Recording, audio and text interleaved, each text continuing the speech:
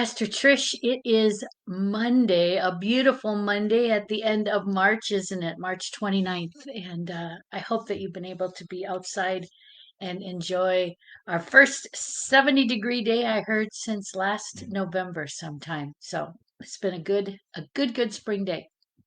We are on Psalm 119 this evening. We are making our way towards the end of the book. You might remember that we have 150 Psalms altogether, and I think when we get to that point, we will draw our nightly or couple nights a week devotions to a close as I look at spring and summer and what might be ahead for us. But tonight we're on 119, which if it's not the longest psalm in the book of Psalms, it is very, very close. I think I read 100, let me just look, 176 verses.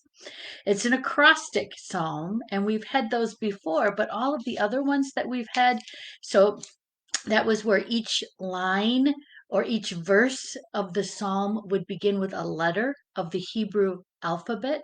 But in Psalm 119, it's each essentially phrase,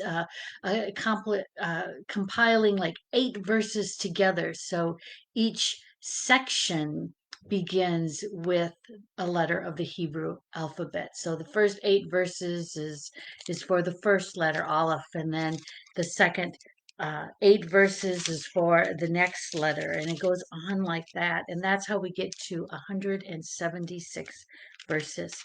I'm not going to read the complete psalm. I'm just going to read a few sections this evening. But it is a song of praise, and it is a specific song in praise of the Torah, or the law that God gave the Jewish people, the Israelites. And this psalm, you will remember, we just finished up several psalms. I think it was 5 or 6 probably, that are always recited and prayed during the Passover celebration.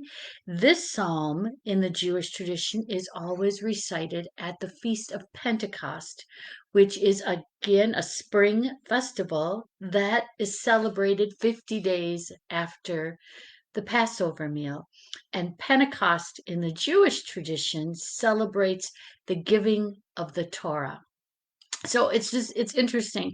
Our Jewish brothers and sisters have just finished, if I remember correctly, I think it was over this past weekend, they were celebrating Passover. So 50 days from now, they'll celebrate Pentecost, which for them is celebration of the giving of the Torah, or the law, by God to them.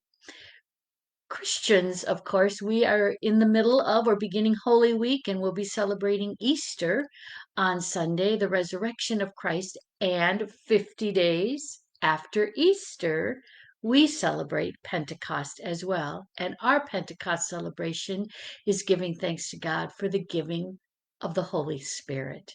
And so there are similarities, yet, of course, differences in Passover and Easter celebration and the Pentecost celebrations in our two traditions. But some of that timing is very similar, and celebration as well, particularly with Pentecost in terms of the gifts that God has given us.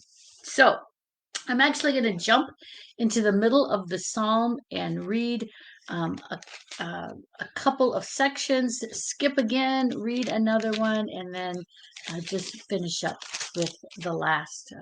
Actually, it'll be the second to last section. So I'm going to read 4 out of what would probably be about 22 sections in this psalm. Again, praising and giving thanks for the gift of the law. I love your instruction. I think about it constantly. Your commandment makes me wiser than my enemies because it is always with me. I have greater insight than all my teachers because I contemplate your laws. I have more understanding than the elders because I guard your precepts. I haven't set my feet on any evil path so I can make sure to keep your word. I haven't deviated from any of your rules because you are the one who has taught me. Your word is so pleasing to my taste buds, it's sweeter than honey in my mouth. I'm studying your precepts. That's why I hate every false path. Your word is a lamp before my feet and a light for my journey. I have sworn and I fully mean it. I will keep your righteous rules. I have been suffering so much. Lord, make me live again according to your promise. Please, Lord, accept my spontaneous gifts of praise and teach me your rules. Though my life is constantly in danger, I won't forget your instruction. Though the wicked have set a trap for me, I won't stray from your precepts. Your laws are my possessions forever because they are my heart's joy. I have decided to keep your statutes forever, every last one. You can hear the importance of the law to the psalmist and the commitment to keeping the rule, the law, to following really in the will and the way of God. A few sections later, you hear this: Your laws are wonderful. That's why I guard them. Access to your words gives light, giving simple folk understanding. I open my mouth up wide, panting, because I long for your commandments. Come back to me and have mercy on me. That's only right for those who love your name. Keep my steps steady by your word, and don't let any sin rule over me. Redeem me from the people who oppress me so I can keep your precepts. Shine your face on your servant and teach me your statutes. Rivers of tears stream from my eyes because your instruction isn't being kept. You will hear this in other places too, a concern about the enemies, people who don't keep the commandments, asking God to both help the psalmist to keep the commandments and to ensure that others do the same thing as well. And then our final section just for this evening. Rulers oppress me without cause, for my heart honors what you've said. I'm overjoyed by your word like someone who finds great treasure. I absolutely despise what is false, but I'm in love with your instruction. I praise you 7 times a day for your righteous rules. The people who love your instruction enjoy peace and lots of it. There's no stumbling for them. Lord, I wait for your saving help. I do what you've commanded. I love your laws. I love them so much. I keep your precepts and your laws because all my ways are seen by you. Is that all knowing God as well in the midst of that?